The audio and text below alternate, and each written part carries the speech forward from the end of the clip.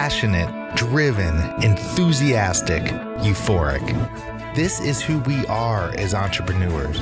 But how we leverage these incredible attributes to dream and build businesses that scale and grow is what this podcast is all about. Hello, I'm attorneypreneur Josh Brown, and welcome to Franchise Euphoria. Hello, everybody. Josh Brown here, back with another episode of Franchise Euphoria.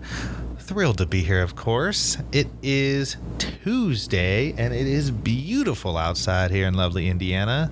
It's about 70 degrees and just awesome. Hope it is nice wherever you are listening from. And, you know, today's title for the podcast is your personality holding you back from business success?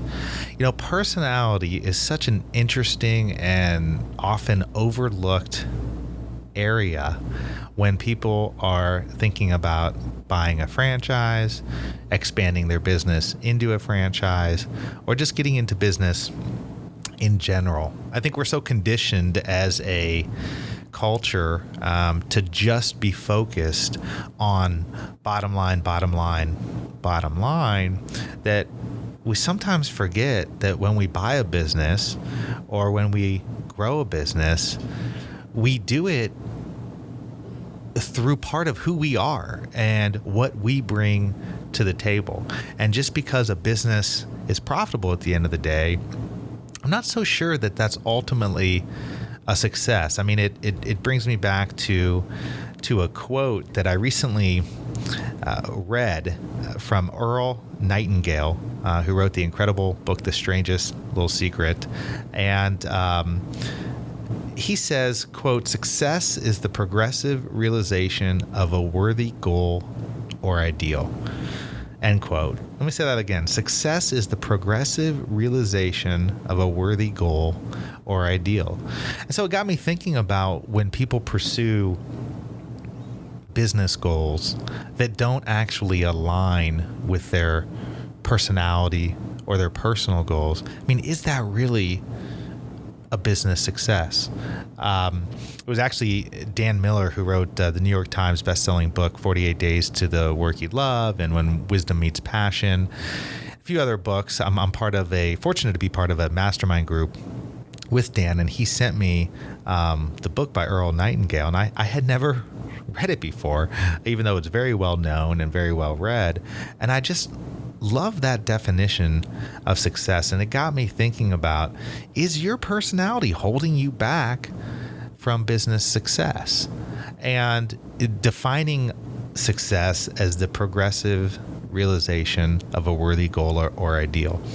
I started thinking about, you know, how do we as entrepreneurs and business owners really identify or figure out whether our personality and our interests are going to align well with our business goals?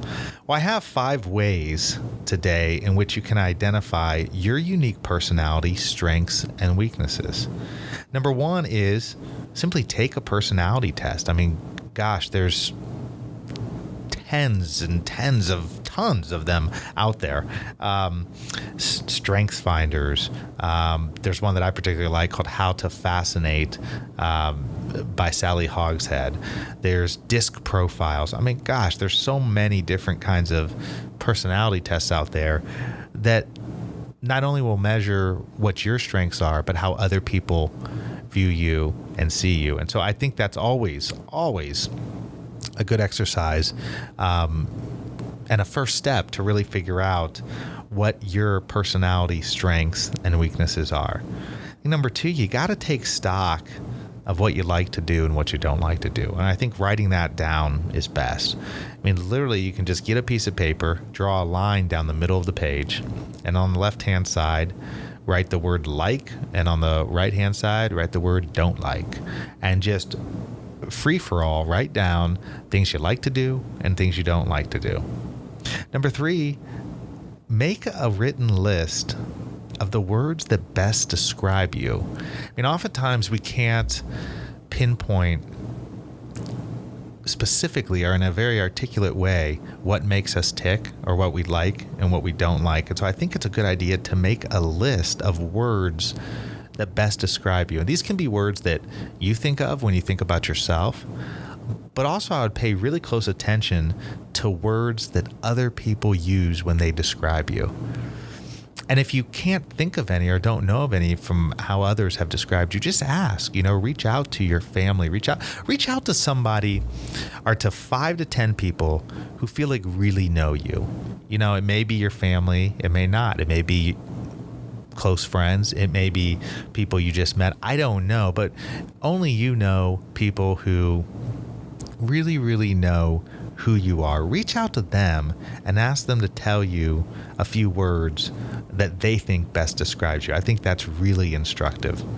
Number 4, what pace of business suits you?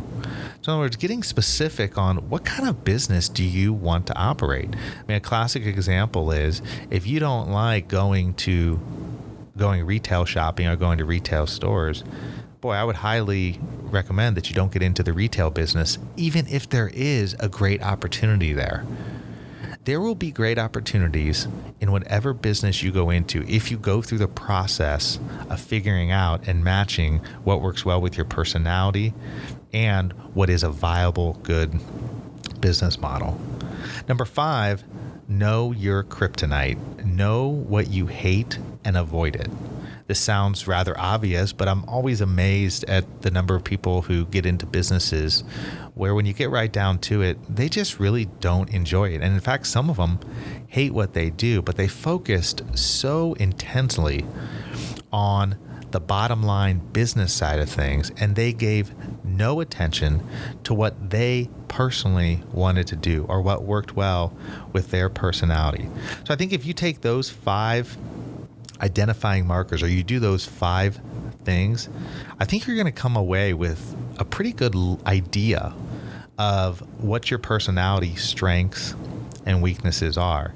And if you always keep that idea in your forefront and you always understand that you're always going to measure any kind of business opportunity against what your personality strengths and weaknesses are, and only give serious thought to opportunities that match well with your personality and with your strength, then your personality will not hold you back from business success.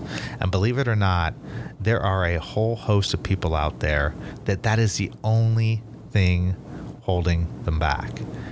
They're not in pursuit or the progressive realization of a worthy goal. They're just in pursuit of money. And while I have no problem with making money, trust me, I like to make money just like everyone else. I think if you're going to ultimately find success and realize the worthy goals that matter to you, you're going to do so in a way that works well within your own personality, within your own strengths. And quite frankly, you're going to have a much better opportunity of success when you're doing things that align well with your own personal goals. I mean, we see this time and time again with people, and we all know them, where you look at them and you go, God, it just seems so easy for them. It just seems they're just having such great success. They love what they do. They get up every day with an enthusiasm and a spirit about them. And I think that's what we all sort of strive for. But the reality is the reason they have that is they have been able to align their personality with their business model. And so they have been able to put their best foot forward in every aspect of who they are as a person and marry that with a business that coincides and works well with that. And boy, that is the ultimate recipe for a business success. So whether or not you're looking at a franchise to buy, whether or not you're looking to grow your business into a franchise, or whether or not you're just looking to start a business in general, I encourage you to really take the time to take stock of your own personality so that you don't find yourself in the position where your personality is holding you back from business success. Well, I hope this was helpful this week, and we'll be back with another episode on Thursday. As always, please reach out to me, Josh at franchiseeuphoria.com. Love to field your questions and just help you out in any way that I possibly can. And until the next time, happy franchising.